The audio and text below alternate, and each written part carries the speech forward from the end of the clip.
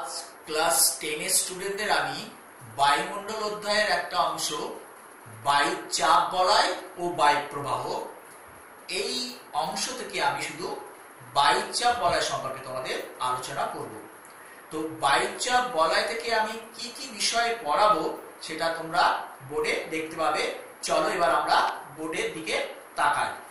তোমরা সবাই বোর্ডে দেখতে পাচ্ছ বায়ু চাপ বলয় ও বায়ু প্রবাহ যে বিষয়টা, সেই বিষয় থেকে আমি যে যে জিনিসগুলো পড়াবো বায়ু চাপ বলয় থেকে, বায়ু প্রবাহটা আজকে আমি পড়াবো না।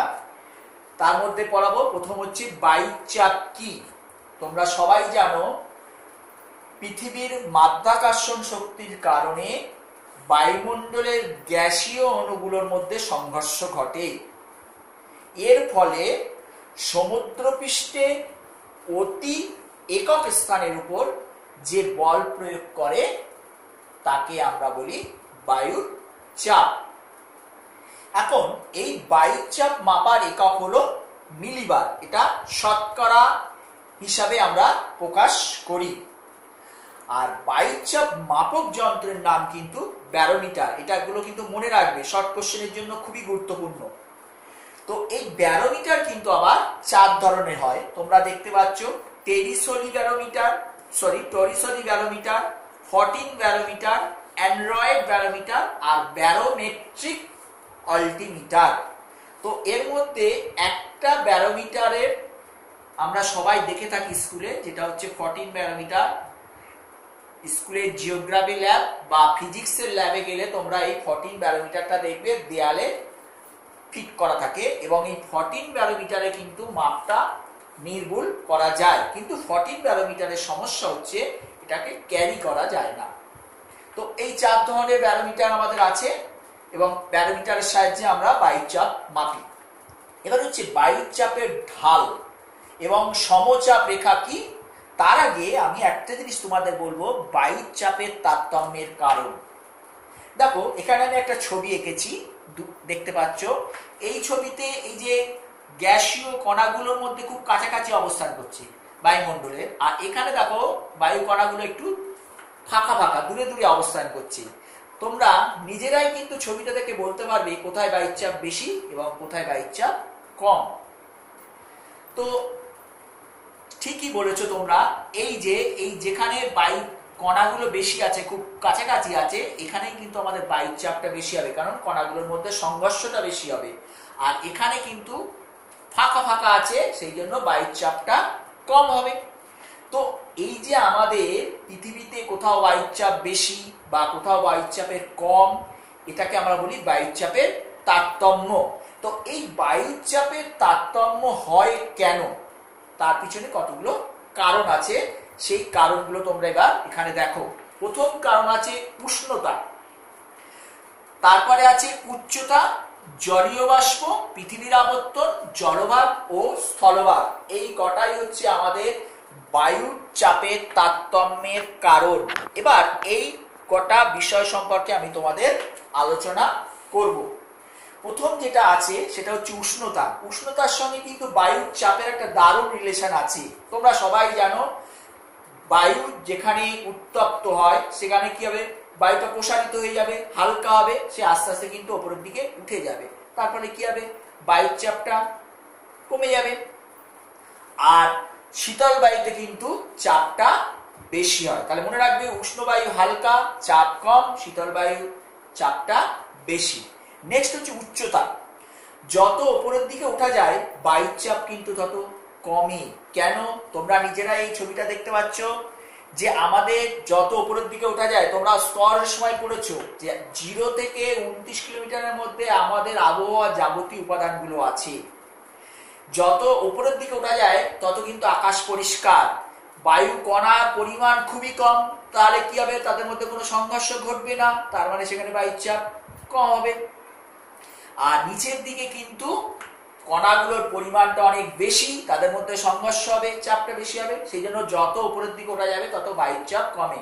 এই জন্য যারা পাহাড়ি এলাকায় বেড়াতে যাও, দেখবে অনেকে চাপ কমে যাওয়ার ফলে কিন্তু নাক কান দিয়ে কিন্তু ফেটে যায়, অনেক সময় রক্ত বেরোয়। তো এটাই হচ্ছে, যত উপরের দিকে উঠা যাবে তত কিন্তু আমাদের চাপ কমবে, কারণ উপরের দিকে বায়ুর কণার পরিমাণটা খুবই কম, স্বচ্ছ, সংঘর্ষ হবে না, তার ফলে কিন্তু আমাদের বায়ুর চাপ কমে যাবে। নেক্সট হচ্ছে জলীয় বাষ্প।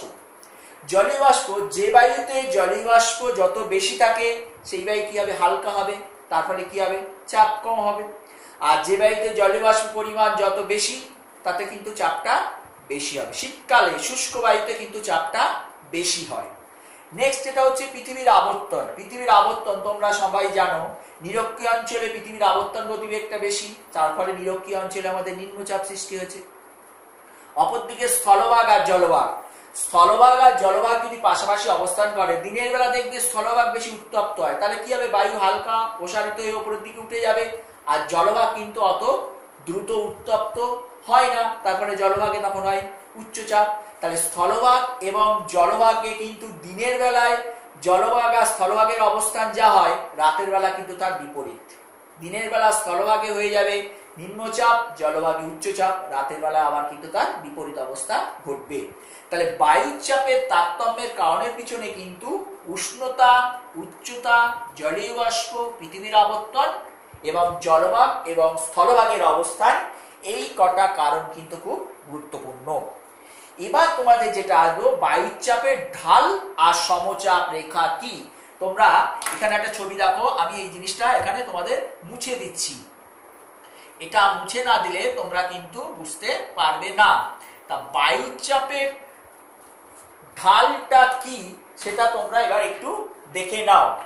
বায়ুর চাপের ঢালটা হচ্ছে, ধরো আমি যদি সমচাপ রেখার সাহায্যে কিন্তু আমরা বায়ুর চাপের ঢাল প্রমাণ করতে পারি। তার আগে সমচাপ রেখা কাকে বলে সেটা আমাদের কিন্তু জানতে হবে।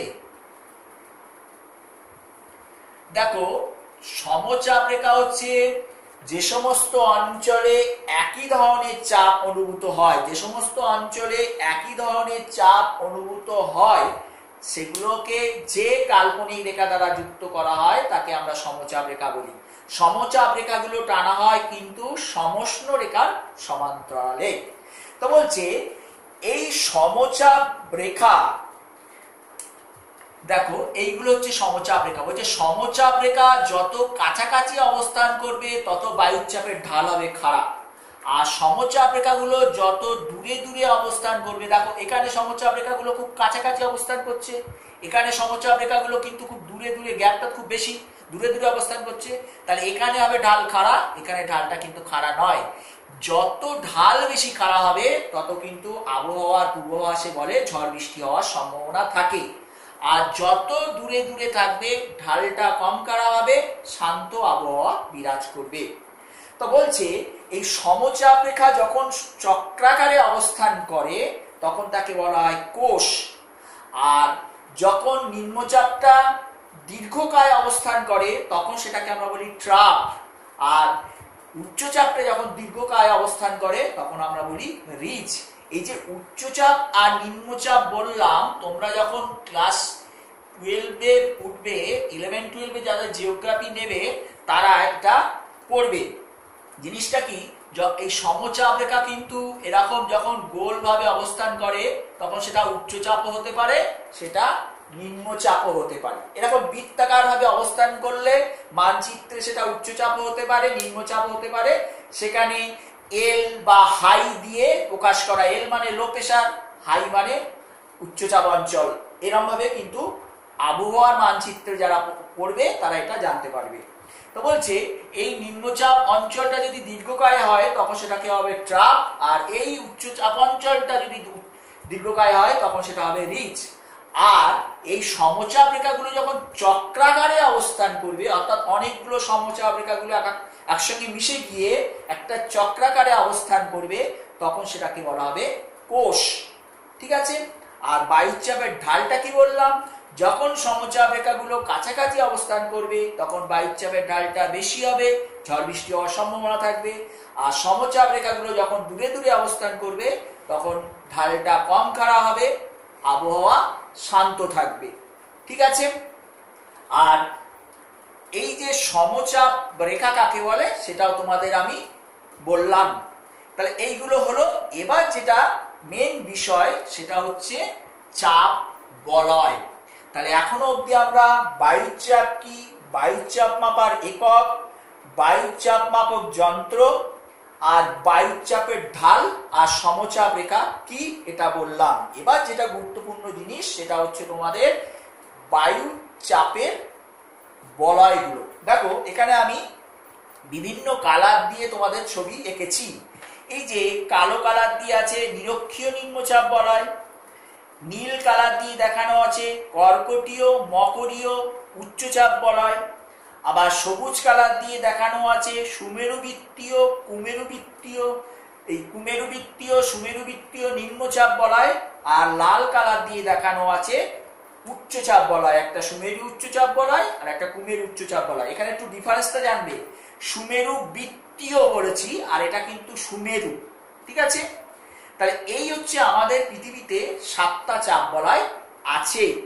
এই 7টা চাপ বলয়ের মধ্যে 4টে হচ্ছে আমাদের উচ্চচাপ বলয় আর 3টে হচ্ছে আমাদের নিম্নচাপ বলয়। প্রশ্ন হলো এক একটা জায়গায় এক এক ধরনের চাপ বলয় সৃষ্টি হয়েছে কেন? তোমরা ছবিতে দেখতে পাচ্ছ ছবির মধ্যে গ্যাপটা সব জায়গায় সমান নয়, এটা আমার আকার প্রবলেমের জন্য হয়েছে, কিন্তু তোমরা বইতে অবশ্যই ছবিটা প্র্যাকটিস করবে। তো প্রথমে আসি নিরক্ষীয় নিম্নচাপ বলয়, যেটা দেখাচ্ছে নিরক্ষরেখার উভয় পাশে 5 থেকে 10 ডিগ্রি অক্ষরেখার মধ্যে এই নিরক্ষীয় নিম্নচাপ বলয়টা আমরা দেখতে পাই। প্রশ্ন হলো এখানে কেন নিম্নচাপ বলয়? তার কারণ হচ্ছে 1 নম্বর কারণ হলো সূর্যরশ্মি সারা বছর লম্বভাবে পড়ে, 1। 2 নম্বর কারণ হচ্ছে এখানে জলভাগের বিস্তারটা বেশি, আর 3 নম্বর হলো পৃথিবীর আবর্তন গতিবেগ বেশি। তাহলে 1 সূর্যরশ্মি লম্বভাবে পড়ে, 2 এখানে জলভাগের বিস্তারটা বেশি, 3 পৃথিবীর আবর্তনের গতিবেগ বেশি। এই 3টে কারণের জন্য কিন্তু আমাদের এখানে নিরক্ষীয় নিম্নচাপ বলয়ের সৃষ্টি হয়েছে। নেক্সট যেটা হচ্ছে দেখো এই যে কর্কটীয় এবং মকরীয় উচ্চচাপ বলয়, এখানে নিম্নচাপ বলয়, এখানে তাহলে আবার উচ্চচাপ বলয় হলো কেন? বলছে এই যে পৃথিবীর আবর্তন গতির কারণে বায়ুগুলো ছিটকে গিয়ে যখন উপরের দিকে উঠে গেছে, উষ্ণ বায়ু যখন উপরের দিকে উঠে গিয়েছে তখন শীতল হয়ে গেছে, ওই শীতল বায়ু কি হলো ভারী হয়ে যাবে, আবার তখন ওই উপর থেকে আস্তে আস্তে কর্কটক্রান্তি রেখা বরাবর সমান্তরালভাবে নিচের দিকে নেমে গিয়ে এখানে কিন্তু উচ্চচাপ বলয়ের সৃষ্টি করেছে। আর নেক্সট হচ্ছে কোরিওলিসিস বল। তোমরা কোরিওলিসিস বল 9-এ পড়েছো, খুব একটা ভাইটাল জিনিস। আবর্তন গতির ফলে একটা দিক বিক্ষেপক শক্তির সৃষ্টি হয়, সেই দিক বিক্ষেপক শক্তির নাম হচ্ছে কোরিওলিসিস বল। যে কোরিওলিসিস বলটা সমকোণে কাজ করে, তা বায়ু যেখানে প্রবাহিত হবে সেখানে কোরিওলিসিস বলের প্রভাবটা বোঝা যাবে, আর বায়ু যদি প্রবাহিত না হয় তাহলে কিন্তু কোরিওলিসিস বলের প্রভাব বোঝা যাবে না। আর কোরিওলিসিস বল সমকোণে কাজ করে। তা তোমরা এখানে যদি আমি একটা ছবি আঁকি, আমি যদি পৃথিবীর সেন্টার হিসেবে দেখি, এইখানে আর এইখানে আর এইখানে, আমি আগেই বলেছি কোরিওলিসিস বল সমকোণে কাজ করে, তা মানে দেয়ালের মতো কাজ করে আর কি। যত এইখানে কোরিওলিসিস বল এই যে কর্কটক্রান্তির তুলনায় সুমেরুবৃত্তীয় কুমেরুবৃত্তীয় অঞ্চলে কিন্তু কোরিওলিসিস বলের প্রভাবটা অনেক বেশি, কারণ এখানে আরেকটু বেশি খারাপভাবে অবস্থান করছে, বায়ুটা বেশি এসে ধাক্কা খেতে পারবে, ছিটকে বেশি যাবে, তার ফলে কি হচ্ছে এই জায়গায় কিন্তু সব ছিটকে গিয়ে কর্কটক্রান্তীয় মকরীয় অঞ্চলে উচ্চচাপের সৃষ্টি করছে। তাহলে আবার বলছি, নিরক্ষীয় অঞ্চল থেকে যে উষ্ণবায়ু উপরের দিকে উঠে গেছিল সেই বায়ু শীতল ও ভারী হয়ে কর্কটীয় এবং মকরীয় অঞ্চলে সমান্তরালভাবে এসে নিচে নেমে দিয়ে গেছে। আর একটা হচ্ছে কর্কটক্রান্তীয় মকরক্রান্তীয় অঞ্চলের তুলনায় সুমেরুবৃত্তীয় কুমেরুবৃত্তীয় অঞ্চলে কোরিওলিসিস বলের প্রভাবটা বেশি। তোমরা নিজেরাই দেখতে পাচ্ছ এই জায়গার তুলনায় এই জায়গাটা আরো বেশি খারাপ হয়ে গেছে, তার ফলে বায়ু এখানে বেশি ধাক্কা খাবে, যত বেশি বায়ু ধাক্কা খাবে তত বায়ু বেশি ছিটকে যাবে, তারপরে এই বায়ুটাও কিন্তু ছিটকে গিয়ে এই কর্কটক্রান্তি এবং মকরীয় অঞ্চলে এসে উচ্চচাপের সৃষ্টি করেছে। নেক্সট হচ্ছে সুমেরুবৃত্তীয় কুমেরুবৃত্তীয় অঞ্চল, আবার এখানে নিম্নচাপ হলো কেন? কারণ আমি আগেই একটা বলেছি যে কর্কটক্রান্তীয় মকরক্রান্তির তুলনায় সুমেরুবৃত্তীয় কুমেরুবৃত্তীয় অঞ্চলে কোরিওলিসিস বলের প্রভাবটা বেশি, তার ফলে কি হচ্ছে বায়ুটা বেশি ছিটকে গেছে। 1, 2 নম্বর হচ্ছে মেরু অঞ্চল থেকে আগত শীতল বায়ু আর কর্কটক্রান্তীয় মকরক্রান্তীয় অঞ্চল থেকে আগত উষ্ণ বায়ু দুটোর মধ্যে সংঘর্ষ ঘটেছে। এই সংঘর্ষ ঘটার ফলে বায়ু ঊর্ধ্বগামী হয়, তার ফলে কিন্তু এখানে আবার নিম্নচাপ বলয়ের সৃষ্টি করেছে। তাহলে আবার বলছি, সুমেরুবৃত্তীয় কুমেরুবৃত্তীয় অঞ্চলে কেন নিম্নচাপ হলো? কারণ এখানে দুই ক্রান্তীয় অঞ্চলের তুলনায় কোরিওলিসিস বলের প্রভাবটা বেশি, তার ফলে বায়ু কি হচ্ছে, ছিটকে চলে গেল। এক, 2 নম্বর হচ্ছে মেরু অঞ্চল থেকে আগত শীতল বায়ু আর কর্কটক্রান্তীয় অঞ্চল থেকে আগত উষ্ণ বায়ু, দুটো বায়ুর মুখোমুখি সংঘর্ষের ফলে বায়ু ঊর্ধ্বগামী হয়, তার ফলে কিন্তু এখানে আবার নিম্নচাপ বলয়ের সৃষ্টি হচ্ছে। আর লাস্টে হলো মেরুদেশীয় অর্থাৎ সুমেরু মেরুদেশীয় অঞ্চল উচ্চচাপ বলয়ের সৃষ্টি হলো কেন? তোমরা সবাই জানো, এখানে সারা বছর সূর্যরশ্মি তীর্যকভাবে পড়ছে, তার ফলে এখানকার কি হয়, খুব ঠান্ডা শীতল বায়ু। 2, এখানে হচ্ছে অভিকর্ষজ টানটা বেশি। কেন? তোমরা সবাই জানো পৃথিবীর আকৃতি অভিগত গোল, তো উত্তর দক্ষিণে চাপা, তাহলে সেন্টার থেকে পৃথিবীটা কাছে হওয়ার জন্য কি হচ্ছে, মাধ্যাকর্ষণ শক্তির প্রভাবটা বেশি, তার ফলে এখানে কিন্তু উচ্চচাপ বলয়ের সৃষ্টি হচ্ছে। আর এখানে কিন্তু মেরু অঞ্চল থেকে যে বিক্ষিপ্ত বায়ু, এই যে মেরু অঞ্চলে কোরিওলিসিস বলের, এই যে সুমেরুবৃত্ত এবং মেরুবৃত্ত অঞ্চলের কোরিওলিসিস বলের প্রভাবটা আমি বলেছি আগে বেশি, এই বলের প্রভাবে কি হচ্ছে, বায়ু দুই মেরুতে গিয়ে ছিটকে গিয়ে বায়ুগুলো জমছে, তার ফলে এখানে গিয়ে হয়ে যাচ্ছে শীতল বায়ু। তাহলে আবার বলছি, এখানে সারা বছর সূর্যরশ্মি তীর্যকভাবে পড়ে। 1, 2 নম্বর হচ্ছে এখানে মাধ্যাকর্ষণ শক্তির টানটা বেশি, কারণ সেন্টারের থেকে কাছে। আর 3 নম্বর হচ্ছে দুই মেরুবৃত্ত প্রদেশীয় কোরিওলিস বলের প্রভাবে যে বায়ুগুলো ছিটকে গেছে, সেই দুই মেরুতে গিয়ে জমছে, তার ফলে এখানে উচ্চচাপ বলয়ের সৃষ্টি হয়েছে। তোমরা দেখলে। এবার প্রশ্ন হচ্ছে, এই যে চাপ বলয়গুলো বললাম, 7টা চাপ বলয়, এই 7টা চাপ বলয়ের কিন্তু স্থান পরিবর্তন হয়। এটা মনে রেখো, বায়ু চাপ বলয়ের স্থান পরিবর্তন হয়। বায়ু চাপ বলয়ের স্থান পরিবর্তন হয়। স্থান পরিবর্তন হয় কেন? বলছে সূর্যের উত্তরায়ণ এবং দক্ষিণায়নের জন্য বায়ুর এই যে চাপ বলয়গুলি 5 থেকে 10 ডিগ্রি, কোনো কোনো বইতে 15 ডিগ্রি উত্তর বা দক্ষিণে সরে যায়। জুন জুলাই মাসে বলছি উত্তরের দিকে সরে যায়, কারণ জুন জুলাই মাসে সর্বোচ্চ উষ্ণতা উত্তর গোলার্ধে, তার ফলে উত্তর দিকে সরে যাচ্ছে 5 থেকে 10। আবার দক্ষিণ গোলার্ধে জানুয়ারি বা ডিসেম্বর জানুয়ারি মাসে উষ্ণতা বেশি হলে দক্ষিণ গোলার্ধে সরে যাচ্ছে। তোমরা সবসময় মনে রাখবে, এই চাপ বলয়গুলো কিন্তু স্থলভাগ আর জলভাগের মধ্যে, স্থলভাগে চাপ বলয়গুলি সরে যাওয়ার মানে বিস্তারটা বেশি, জলভাগে সেই তুলনায় কম। ঠিক একই রকম ভাবে আমাদের সাগর আর মহাসাগরের দিকে দেখো, তাহলে একই রকম ব্যাপার হবে। আর উত্তর গোলার্ধ দক্ষিণ গোলার্ধের হিসেবে দেখলে দেখা যাবে উত্তর গোলার্ধের চাপ বলয়গুলো কিন্তু একটু বিস্তারটা বেশি দক্ষিণ গোলার্ধের তুলনায়, কারণ দক্ষিণ গোলার্ধের জলভাগ, উত্তর গোলার্ধের স্থলভাগ। এই কারণেই কিন্তু দেখো, যখন ভূমধ্যসাগরীয় অঞ্চলে চাপ বলয়গুলো সরে যাওয়ার কারণে পশ্চিমা বায়ু ঢোকে এবং শীতকালে বৃষ্টিপাত হয়, আমাদের কিন্তু তখন হয় না। আবার আমাদের যখন গ্রীষ্মকালে মৌসুমী কক্ষ ভারতবর্ষে প্রবেশ করে, তখন কিন্তু আমাদের এখানে বৃষ্টিপাত হয়, ভূমধ্যসাগরীয় অঞ্চলে হয় না। এই চাপ বলয়গুলির উত্তর দক্ষিণে স্থান পরিবর্তনের কারণেই কিন্তু এটা হয়ে থাকে। তাহলে চাপ বলয়গুলির স্থান পরিবর্তন হয় কেন?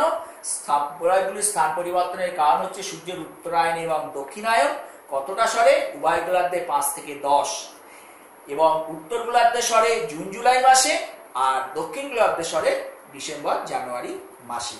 ঠিক আছে।